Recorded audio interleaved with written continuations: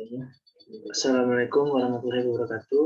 Nama saya Ramadan Amar, NPM saya 20700651658, kelas R02, mata kuliah keamanan cyber, dosen penguji Bapak Denny Hidayatullah MMSI. Di sini saya akan mempresentasikan hasil resume keamanan cyber dari pertemuan 1 sampai pertemuan 7. Bab 1, konsep dasar keamanan. 1.1 segitiga CIA atau CIA triad. CIA atau sering juga disebut CIA triad merupakan salah satu aturan dasar dalam menentukan keamanan jaringan atau informasi. Aturan lainnya dikenal dengan pekerjaan Hexet atau confidentiality, positional control, integrity, authenticity, availability, dan utility. Confidentiality atau rahasia berarti menjaga kerahasiaan informasi dengan melakukan pembatasan hak akses seseorang yang paling umum dengan menggunakan enkripsi. Contoh data-data yang harus dijaga kerahasiaannya seperti data-data yang sifatnya pribadi, seperti nama, tanggal lahir, penyakit dan identitas, nomor kartu kredit, nama ibu kandung, dan sebagainya. Data-data milik organisasi atau perusahaan. Ada kalanya confidentiality sejalan dengan privasi. Aspek ini bertujuan untuk, yang pertama, membatasi pengaksesan terhadap informasi sesuai tingkat kerahasiaannya. Yang kedua, melindungi data atau informasi agar tidak diketahui oleh pihak yang tidak berwenang. Lalu yang kedua ada integriti atau keaslian. Berarti menjamin bahwa data atau informasi yang dimiliki terjaga keasliannya, tidak berubah tanpa pemilik informasi. Integriti merujuk pada tingkat kepercayaan terhadap suatu informasi. Di dalam integriti terhadap dua mekanisme pengamanan, yaitu mekanisme preventif dan mekanisme detektif. Mekanisme preventif merupakan kontrol akses untuk menghalangi terjadinya modifikasi data, sedangkan mekanisme detektif adalah untuk melakukan deteksi terhadap modifikasi yang telah dilakukan oleh orang lain. Aspek ini bertujuan untuk yang pertama melindungi data dan atau program agar tidak dimodifikasi tanpa izin oleh pihak yang tidak berwenang. Yang kedua, memberikan jaminan bahwa data dan informasi ada pada resource agar dapat dipercaya. Lalu selanjutnya ada availability atau ketersediaan. Berhubungan dengan ketersediaan informasi ketika dibutuhkan, artinya informasi harus selalu tersedia saat dibutuhkan oleh user dan dapat dengan cepat diakses. Serangan yang paling lazim untuk jenis keamanan ini adalah Distributed Denial of Service atau DDoS. Serangan ini memenuhi resource atau sumber informasi atau server dengan permintaan yang banyak atau permintaan di luar perkiraan, sehingga server tidak dapat melayani permintaan lain atau bahkan down. 1.2 Ancaman keamanan. Ancaman yang sering dihadapi oleh masalah keamanan dapat dikategorikan sebagai berikut. Yang pertama, manusia. Ancaman dari manusia dapat berupa yang pertama ada cracking atau sesiapa saja yang berusaha atau telah mengakses sistem tanpa izin dari pihak yang berwenang. Tujuannya bisa untuk melakukan pencurian data atau informasi atau perusahaan. Yang kedua, memasukkan program ilegal seperti virus, worm, atau malicious software.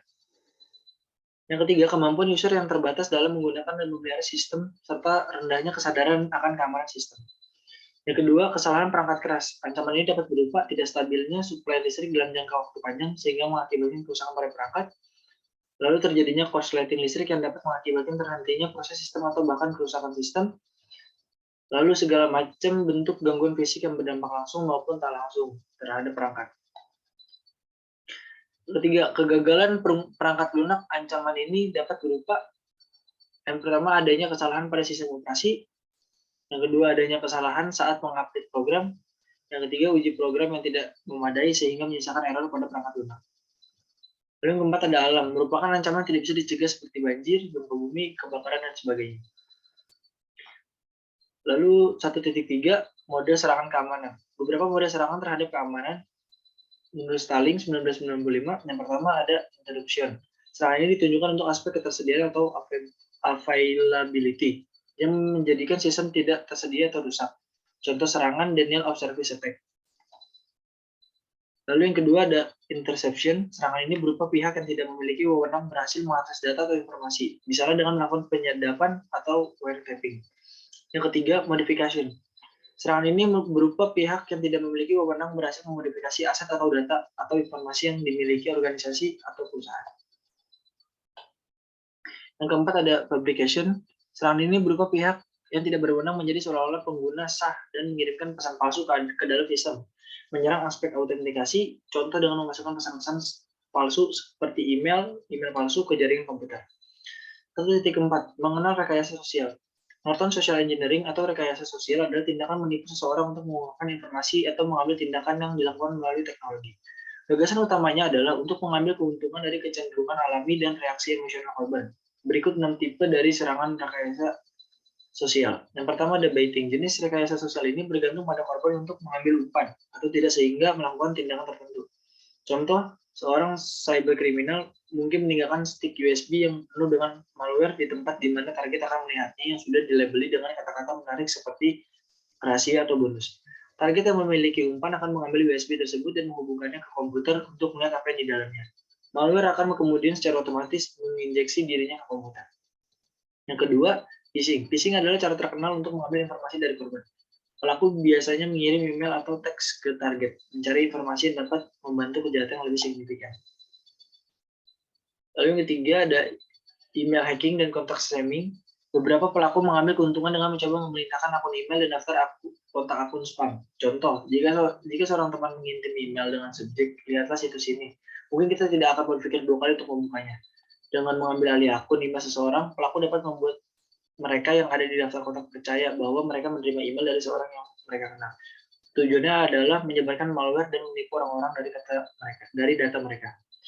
Lalu yang 4 atau terakhir, pretexting. Pelaku menggunakan dalih yang menarik untuk menipu korban. Katakanlah Anda menerima email, menyebut Anda sebagai penerima wasiat. Email meminta informasi pribadi Anda untuk membuktikan bahwa Anda adalah penerima sebenarnya. Dan untuk mempercepat transfer warisan Anda, sebaliknya, Anda berisiko memberi penipu kemampuan untuk menambahkan rekening bank Anda, tetapi untuk mengakses dan menarik dana Anda. Lalu 1.5, prinsip-prinsip keamanan. 7 prinsip dasar keamanan Sternberg dan kawan-kawan tahun 2004 adalah sebagai berikut. Prinsip pertama, menetapkan kebijakan atau polis keamanan yang baik sebagai dasar untuk desain sistem.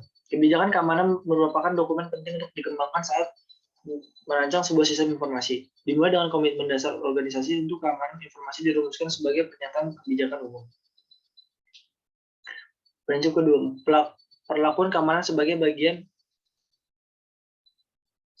bagian internal dari keseluruhan sistem. Keamanan haruslah dipertimbangkan saat merancang sebuah sistem informasi. Keamanan akan sulit dan mahal untuk diimplementasikan ketika sistem telah selesai dikembangkan, sehingga harus diintegrasikan sepenuhnya ke dalam proses siklus sistem. Prinsip 3. Perjelas batas keamanan fisik dan logik yang diatur oleh dokumen kebijakan keamanan. Teknologi informasi berada di 2 area, yaitu area fisik dan area logik. Kedua area ini memiliki batasan yang jelas. Mengetahui tentang apa yang harus dilindungi dan faktor eksternal dapat memastikan langkah-langkah perlindungan yang dibutuhkan. Prinsip keempat, pastikan pengembang dilatih tentang cara mengembangkan keamanan perangkat lunak. Perlu dipastikan bahwa pengembang cukup terlatih dalam pengembangan perangkat lunak yang aman. Hal ini termasuk dalam perancangan, pengembangan, kontrol konfigurasi, integrasi, dan pengujian. Prinsip yang kelima, kurangi resiko ke tingkat yang dapat diterima. Resiko didefinisikan sebagai kombinasi dari kemungkinan ancaman tertentu, secara sengaja mengeksploitasi atau tidak sengaja memicu kerentanan sistem, dan dampak buruk yang dihasilkan pada operasi organisasi, aset organisasi, atau individu jika hal ini terjadi. Prinsip yang keenam, asumsikan bahwa sistem eksternal tidak aman. Secara umum, sistem eksternal seharusnya dianggap tidak aman. Oleh karena itu, pengembang harus merancang fitur keamanan sedemikian rupa untuk mengatasi permasalahan ini. Prinsip yang ketujuh atau prinsip yang terakhir, identifikasi potensi pertukaran antara pengurangan risiko dengan peningkatan atau penurunan biaya dalam aspek lain efektivitas operasional. Prinsip ini berhubungan dengan prinsip nomor 4. Untuk memenuhi persyaratan keamanan, maka perancang sistem perlu mengidentifikasi dan menangani semua kebutuhan operasional. Dalam memodifikasi tujuan keamanan, risiko biaya yang lebih besar mungkin tidak bisa dihindari. Dengan mengidentifikasi dan mengatasi masalah keamanan sendiri mungkin, maka akan tercapai sistem yang lebih efektif. Bab 2, keamanan cyber. Yang pertama, 2.1, konsep dasar jaringan komputer. Keamanan jaringan komputer bagian dari sebuah sistem sangat penting untuk menjaga validitas dan integritas data serta menjamin ketersediaan layanan bagi penggunanya. Sistem keamanan jaringan komputer harus dilindungi dari segala macam serangan dan usaha-usaha penyusupan atau pemindaian oleh pihak yang tidak berhak. Sistem deteksi penyusup jaringan yang ada saat ini umumnya mampu mendeteksi berbagai jenis serangan tetapi tidak mampu mengambil tindakan lebih lanjut. Selain itu, sistem juga tidak memiliki interaktivitas dengan administrator pada administrator tidak sedang administrasi sistemnya. Hal ini merupakan suatu hal yang tidak efektif, terutama pada saat sistem berada di kondisi kritis. Jenis 2.2, jenis-jenis jaringan komputer. Berdasarkan jangkauan area atau lokasi, jaringan dibedakan menjadi beberapa jenis, yaitu yang pertama, personal area network atau PAN, yang kedua, local area network atau LAN. Di dalamnya ada VLAN atau virtual local area network, ada firewall, port security, lalu ada radius atau TACAS, service TACAS atau terminal access control system server. Lalu yang ketiga ada metropolitan area network atau MAN, wide area network atau WAN, jaringan nirkabel atau wireless. 2.3, keamanan jaringan komputer. Komputer yang terhubung ke jaringan mengalami ancaman keamanan yang lebih besar daripada host yang tidak terhubung keamanan. Dengan mengendalikan keamanan jaringan, risiko tersebut dapat dikurangi. Namun keamanan jaringan biasanya bertentangan dengan akses jaringan. Karena bila akses jaringan semakin mudah, keamanan jaringan akan semakin rawan. Bila keamanan jaringan main baik, network akses semakin terbatas. Suatu jaringan didesain sebagai komunikasi data highway dengan tujuan meningkatkan akses ke sistem komputer. Sementara keamanan dirancang untuk mengontrol akses. Penyediaan keamanan jaringan adalah sebagai penyeimbang antara open access dan keamanan. Bab 3. Keamanan jaringan 2. 3.1 keamanan jaringan komputer. Konsep trustguard, gateway, dan firewall. Pertama ada trustguard, adalah tipe khusus firewall yang dibangun pada trust system. Bahkan setiap elemen itu harus memenuhi persyaratan. Trustguard juga berbeda dari firewall normal, bahwa akan dirancang untuk memenuhi mandatory access control atau MIC pada lalu lintas jaringan, data, file, dan objek lain. Hal ini dicapai melalui proxy pada layar aplikasi dan pembelaan data, di mana semua data bergerak dari satu domain ke domain lain melalui firewall diberi label dengan klasifikasi tertentu. Dan jika tidak diizinkan untuk pindah ke tingkat yang lebih rendah dari klasifikasi tanpa otoritas sebelumnya. Hal ini juga disebut sebagai perpindahan dari sisi tinggi ke sisi rendah penjaga yang akan mencoba untuk memindahkan data rahasia ke suatu daerah yang tidak diizinkan untuk data rahasia. Trustguard utamanya digunakan dalam lingkungan yang memerlukan klasifikasi, tetapi juga dapat digunakan dalam lingkungan dan pemerintah di mana persyaratan keamanan data mungkin lebih ketat. Yang kedua ada gateways. Adalah sebuah perangkat yang digunakan untuk menghubungkan satu jaringan komputer dengan satu atau lebih jaringan komputer yang menggunakan protokol komunikasi yang berbeda sehingga informasi dari satu jaringan komputer dapat diberikan kepada jaringan komputer lain yang protokolnya berbeda. Yang ketiga, firewall merupakan suatu cara atau sistem atau mekanisme yang diterapkan baik terhadap hardware, software, ataupun sistem itu sendiri dengan tujuan untuk melindungi, baik dengan menyaring, membatasi, atau bahkan menolak suatu atau semua hubungan atau kegiatan suatu segmen pada jaringan pribadi dengan jaringan luar yang bukan merupakan ruang lingkupnya. Segmen tersebut dapat merupakan sebuah workstation, server, router, atau local area network atau LAN. Firewall secara umum diperuntukkan untuk melayani yang pertama, mesin atau komputer. Setiap individu yang terhubung langsung ke jaringan luar atau internet dan mengingat semua yang terdapat pada komputer terlindungi. Yang B itu yang kedua, jaringan komputer yang terdiri lebih dari satu buah komputer dan berbagai jenis topologi jaringan yang digunakan, baik yang dimiliki oleh perusahaan, organisasi, dan sebagainya. Karakteristik firewall.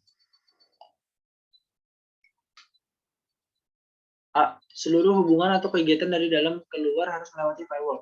Hal ini dapat dilakukan dengan cara memblok atau membatasi baik secara fisik semua akses terhadap jaringan lokal, kecuali melewati firewall. Banyak sekali untuk jaringan yang memungkinkan.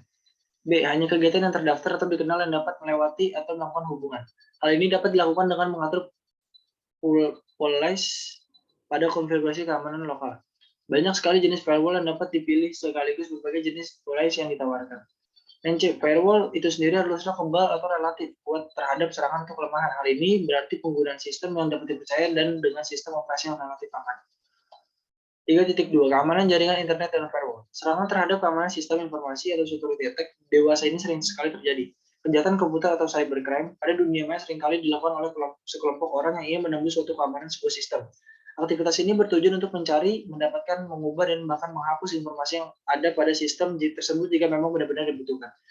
Ada beberapa kemungkinan tipe dari serangan yang dilakukan oleh penyerang, yaitu interception, yaitu pihak yang tidak mempunyai wewenang telah berhasil mendapatkan akses informasi. Yang kedua ada interruption, yaitu penyerang telah dapat menguasai sistem tetapi tidak keseluruhan. Admin asli masih bisa login. Lalu selanjutnya ada fabrication, yaitu penyerang telah menyisipkan objek palsu ke dalam sistem target. Dan yang terakhir ada modification, yaitu penyerang telah merusak sistem dan mengubah secara keseluruhan. Menurut David Ikoff, dilihat dari lubang keamanan yang ada pada suatu sistem, keamanan dapat diklasifikasikan menjadi 4 macam. Yang pertama ada keamanan fisik atau physical security, yang kedua ada keamanan data dan media, yang ketiga keamanan dari pihak luar, dan yang keempat keamanan dalam operasi.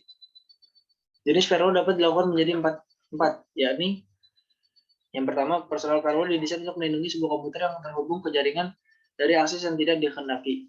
Firewall jenis ini akhir-akhir berevolusi menjadi sebuah kumpulan program yang bertujuan untuk mengamankan komputer secara total, misalnya Microsoft Windows Firewall. Yang kedua, network firewall didesain untuk melindungi jaringan secara keseluruhan dari berbagai serangan.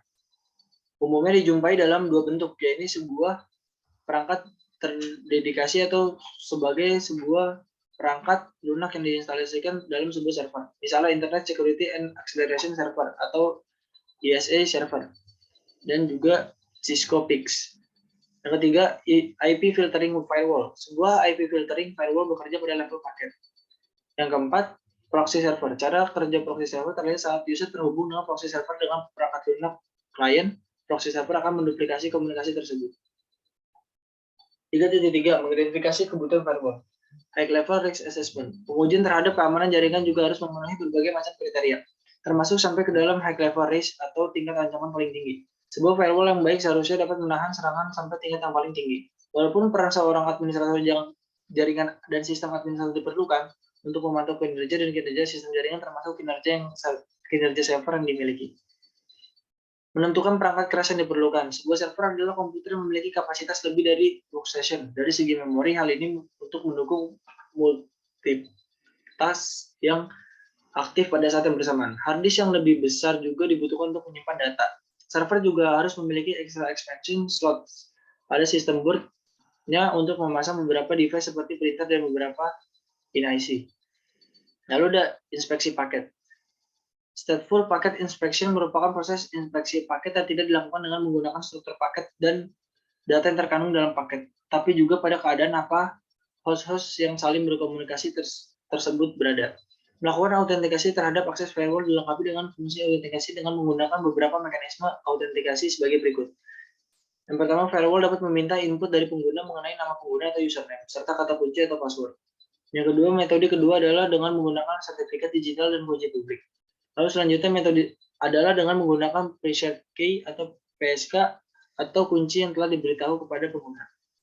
Cara kerja firewall. Yang pertama, menutup traffic yang datang atau income traffic berdasarkan sumber atau tujuan dari traffic tersebut.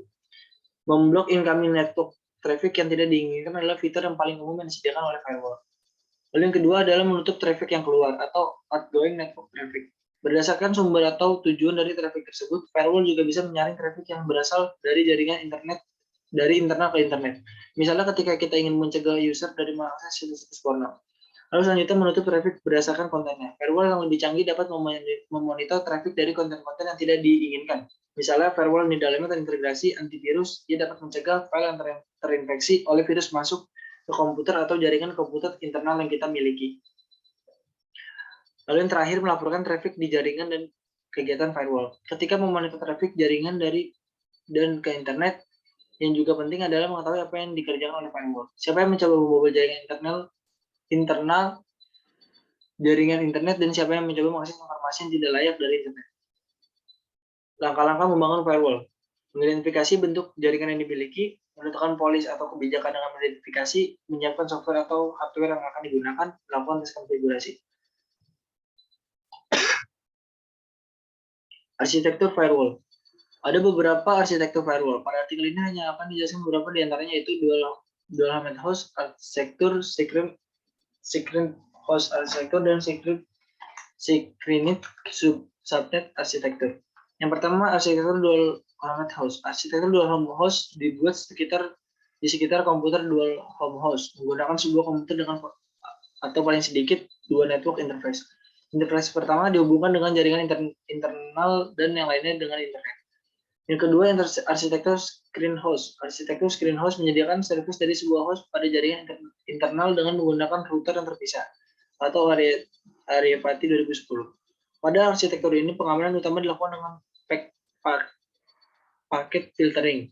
Bastion host berada dalam jaringan internet, atau misalnya mengatakan mail yang datang, dan hanya tipe-tipe terkoneksi tertentu yang diperbolehkan tiap sistem eksternal yang mencoba untuk mengakses sistem internal berhubungan dengan host ini terlebih dahulu. Bastion host diperlukan untuk tingkat keamanan yang tinggi. Lanjut yang nomor 3, arsitektur screen subnet. Arsitektur screen subnet menambahkan sebuah layer pengaman tambahan pada arsitektur screen host, yaitu dengan menambahkan sebuah jaringan perimeter yang lebih mengisolasi jaringan internal dari jaringan internet atau Arifati 2010. Bab 4. Keamanan sistem operasi Windows. 4.1. Keamanan pada sistem operasi. Keamanan pada sistem operasi merupakan kebutuhan yang sangat utama dan penting. Bayangkan jika sebuah sistem operasi tidak dilengkapi dengan keamanan yang mumpuni, maka sistem operasi yang ada pada komputer tersebut akan selalu mendapatkan serangan dari virus, spam, worm, dan lain-lain. Sistem operasi hanya satu porsi kecil dari seluruh perangkat lunak di suatu sistem, tetapi karena sistem operasi mengendalikan pengaksesan sumber daya, di mana perangkat lunak lain meminta pengaksesan, maka sistem operasi menempati posisi yang penting dalam pengamanan sistem. 4.2. Perancangan sistem operasi yang aman. Mencegah hilangnya data dan mencegah masuknya penyusup merupakan aspek dasar yang harus dipertimbangkan saat merancang sistem. Ada beberapa lapisan keamanan pada sistem operasi, yaitu yang pertama lapisan fisik, yang kedua keamanan lokal, yang ketiga keamanan root, yang keempat keamanan file dan sistem file, yang kelima keamanan password dan enkripsi, yang keenam keamanan kernel, dan yang ketujuh atau yang terakhir keamanan jaringan. 4.3. Tinjauan sistem operasi yang aman atau Windows. Yang pertama, file permission. Semua versi Windows dari Windows NT telah 3 berdasarkan sistem izin file sistem disebut sebagai AGLP atau Account Global Local Izin. AGLP yang pada intinya mana file permission diterapkan untuk file atau folder dalam bentuk lokal kelompok yang kemudian memiliki kelompok-kelompok global lainnya sebagai anggota. Kelompok-kelompok global kemudian terus kelompok lain atau pengguna tergantung pada versi Windows berbeda digunakan. Yang B, Windows Firewall. Pada tahun 2001, Windows Firewall pertama kali diperkenalkan ke US Windows XP. Dan sejak saat itu, Windows Firewall terus mengalami peningkatan baik dari segi fitur maupun keamanan. Windows Firewall merupakan salah satu elemen terpenting dari OS Windows. Sebelum nama Windows Firewall adalah Internet Connection Firewall. Namun sudah dirubah sejak Microsoft mengeluarkan service pack kedua untuk Windows XP. Yang C, Windows Update. Windows Update memeriksa update yang diberikan oleh Microsoft untuk memberi patch atau menambah celah pada Windows 7. Update Windows biasanya dilakukan secara bertahap.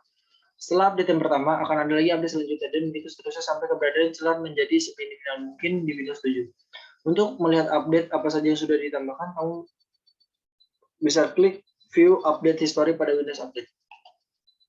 And then Windows Defender. Windows Defender adalah software antivirus internal yang sudah disediakan Windows secara gratis. Antivirus ini juga tidak kalah dengan antivirus hebat lainnya seperti Avast, Avira, dan AVG. Atau apapun antivirus yang terkenal dan biasa berbayar. Windows Defender pada Windows 8 akan selalu melakukan pengecekan update software ketika sedang online. Windows Hello. Windows Hello adalah fitur yang memungkinkan penggunanya untuk login ke dalam Windows dengan menggunakan deteksi wajah atau iris dan sidik jari untuk membuka device. F. BitLocker. BitLocker adalah sebuah fitur enkripsi satu cakram penuh yang terdapat di dalam sistem operasi Microsoft Windows Vista, Windows 7, dan Windows Server 2008 yang didesain untuk melindungi data dengan melakukan enkripsi terhadap keseluruhan partisi. Secara default, BitLocker Drive Encryption menggunakan algoritma AES dalam mode kode blok atau kode block chaining atau CBC dengan panjang kunci 128 bit yang digabungkan dengan diffuser untuk meningkatkan keamanannya. Bab 5. Keamanan sistem operasi Linux. 5.1 Pendahuluan. Banyak orang yang percaya bahwa benar untuk mengatakan bahwa suatu produk aman. Jadi misalnya Windows lebih aman daripada Linux, Firefox lebih aman daripada EA, dan lain-lain. Ini sebagian benar. Sebenarnya keamanan bukanlah produk sesuatu yang sudah dipersenjatai dan akan hilang. Sebaliknya, ini adalah proses di mana pengguna memainkan peran sentral. Dengan kata lain, keamanan adalah keadaan yang harus dijaga secara aktif melalui interaksi yang tepat dan bertanggung jawab antara pengguna dan perangkat lunak atau sistem operasi yang diinstal. 5.2 10 fitur teratas yang membuat Linux sangat aman. Ini adalah sistem penggunaan tingkat lanjut. Pengaturan default terbaik, Linux jauh lebih baik tidak dapat diasuransikan. Yang keempat, tidak ada file atau tree yang dapat dieksekusi. Yang kelima, alat yang lebih baik untuk memerangi serangan zero day. Yang keenam, Linux adalah sistem modular. Yang ketujuh, Linux adalah perangkat lunak gratis. 8, repositories atau bikerak serial dan lain-lain. Yang ke-9 yaitu memperbarui. Yang ke-10, keanekaragaman. 5.3 tinjauan sistem operasi yang aman atau Linux. Dalam operasi, masalah keamanan harus selalu dimonitor. Hal ini disebabkan oleh beberapa hal, antara lain yang A, ditemukannya lubang keamanan atau security hole yang baru. Perangkat lunak dan perangkat keras biasanya sangat kompleks sehingga tidak mungkin untuk diuji 100%. Kadang-kadang ada lubang keamanan yang ditimbulkan oleh kecerobohan implementasi. Yang B, kesalahan konfigurasi. Kadang-kadang karena lalai atau alpha, konfigurasi sebuah sistem kurang benar sehingga menimbulkan lubang keamanan. Misalnya mode atau permission atau kepemilikan dari berkas yang menyimpan password atau etc password di sistem Unix. Secara tidak sengaja diubah sehingga dapat diubah atau ditulis oleh orang-orang yang tidak berhak. Lalu selanjutnya ada penambahan perangkat baru atau hardware dan software yang menyebabkan menurunnya tingkat keamanan atau berubahnya metode untuk mengoperasikan sistem Linux Anda. Operator dan administrator harus belajar lagi. Dalam masalah belajar ini, banyak hal yang jauh dari sempurna. Misalnya server atau software masih menggunakan konfigurasi awal dari vendor dengan password yang sama. Bab 6, keamanan internet atau internet security. 6.1, pendahuluan. Keamanan internet adalah sebuah masalah yang mencakup keamanan untuk transaksi yang dilakukan melalui internet. Umumnya keamanan internet meliputi keamanan browser, keamanan data yang dimasukkan melalui firmware, autentikasi keseluruhan, dan perlindungan data yang dikirim melalui internet protokol. 6.2, macam-macam produk keamanan internet. Yang pertama ada antivirus, yang kedua ada password manager, yang ketiga ada switch security, yang keempat ada remedies, yang kelima ada internet protocol security atau IPsec. Komponen dasar dari arsitektur keamanan IPsec dijelaskan dalam hal fungsi berikut. Yang pertama, protokol keamanan untuk AH dan ISP. Yang kedua, ada asosiasi keamanan untuk manajemen kebijakan dan pengolahan lalu lintas. Yang ketiga, manual dan manajemen kunci otomatis untuk pertukaran kunci internet atau IKE. Lalu yang terakhir, algoritma untuk autentikasi dan enkripsi. Himpunan layanan keamanan disediakan pada layar IP termasuk kontrol akses, integritas data asal, proteksi terhadap reply dan kerahasiaan. 6.3 jenis firewall, packet filter, stateful packet infection, lalu application level gateway. 6.4 beberapa fitur keamanan browser. Yang pertama, memeriksa alamat situs web, yang kedua, periksa simbol keamanan, dan yang terakhir, perbarui browser web Anda secara berkala. Lalu yang 6.5 menghindari spam dan phishing. Cara mengatasi spam. Yang pertama, filter spam, dan yang kedua, nonaktifkan fitur spam, fitur tampilan gambar otomatis. Lalu bab 7 atau bab yang terakhir, keamanan database. 7.1 konsep dasar keamanan database. Database atau basis data merupakan salah satu perangkat yang sangat fatal bagi sebuah organisasi, karena database mengandung informasi yang sangat sensitif yang harus dilindungi dari kerentanan dan eksploitasi keamanan. Seluruh perangkat organisasi harus bekerja terus-menerus untuk mengidentifikasi dan memulihkan kerentanan tersebut dengan menggunakan berbagai alat yang tersedia. Selain itu, penting untuk melakukan analisis dan audit untuk memastikan bahwa postur keamanan basis data tetap baik, dan juga menunjukkan kepatuhan dokumen kebijakan yang meruntuk tingkat keamanan tinggi. 10 ancaman teratas terkait database menurut application security INC adalah sebagai berikut. Yang pertama, password yang lama. 2, SQL injection. Yang ketiga, hak user dan grup yang berlebihan. Yang keempat, fitur-fitur DBMS yang tidak perlu diaktifkan. Yang kelima, manajemen konfigurasi yang rusak. 6, buffer overflow. Yang ketujuh, hak istimewa untuk beberapa user. Yang ke-8, kegagalan layanan. Yang ke-9, unpatched RDBMS. Yang ke-10, data tidak terenkripsi. 7.2, kategori keamanan database. Keamanan server. Perlindungan server adalah suatu proses pembatasan akses yang sebenarnya pada database dalam server itu sendiri. Menurut Blake Whitman, ini adalah suatu sisi keamanan sangat penting dan harus direncanakan secara hati-hati. B. Trusted IP access. Setiap server harus dapat mengkonfigurasikan alamat IP yang diperbolehkan mengakses dirinya. Sebagaimana tidak mengizinkan orang lain memasuki rumah seorang tanpa izin, tidak dapat pula mengizinkan semua orang dapat mengakses server dari sebuah organisasi. Yang C, database connection. Saat ini semakin banyaknya aplikasi dinamis menjadi sangat menggoda untuk melakukan akses yang cepat, bahkan update yang langsung tanpa autentifikasi. Yang D, table access control. Kontrol akses table ini adalah salah satu bentuk keamanan database yang sering diabaikan karena cukup sulit untuk penerapannya. Penggunaan kontrol akses table yang benar dibutuhkan kolaborasi antara sistem administrator dengan pengembangan database. 7.3 5 tahap keamanan pada database. Terdapat 5 langkah utama untuk memastikan keamanan database menurut Application Security atau INC. Pisahkan database sensitif mempertahankan inventaris yang akurat dari semua database yang digunakan di seluruh organisasi atau perusahaan dan identifikasi semua data sensitif yang berada di database tersebut. Yang kedua, eliminasi kerentanan, terus melakukan identifikasi dan memulihkan kerentanan yang mengekspos database. Yang ketiga, ada enforce list privilege, identifikasi hak penggunaan dan menegakkan kontrol akses dan hak-hak istimewa. Pengguna membatasi akses hanya pada data minimum yang diperlukan bagi karyawan untuk melakukan pekerjaan. Yang keempat, pantau penyimpangan atau anomali, terapkan kebijakan yang sesuai dan pantau kerentanan yang tidak dapat diperbaiki untuk setiap dan semua kegiatan menyimpang dari kegiatan yang diperbolehkan. Yang kelima, tanggapi perilaku yang mencurigakan. Waspada dan tanggapi perilaku abnormal atau mencurigakan secara real time untuk meminimalkan risiko serangan. Jadi keempat, best practice pada keamanan database. Langkah pertama untuk memastikan keamanan database adalah dengan mengembangkan rencana keamanan database yang mempertimbangkan penggunaan standar keamanan yang harus dipatuhi oleh organisasi. Sebagai bagian dari hasil pengembangan rencana ini, organisasi harus melakukan inventarisasi semua database dalam lingkungan jaringan organisasi. Hal ini dapat dilakukan secara lebih efisien melalui penggunaan teknologi manajemen kerentanan yang dapat secara otomatis menemukan semua database dan menjalankan pemindaian untuk mengidentifikasi yang mengandung data sensitif, seperti data keuangan dan data pelanggan.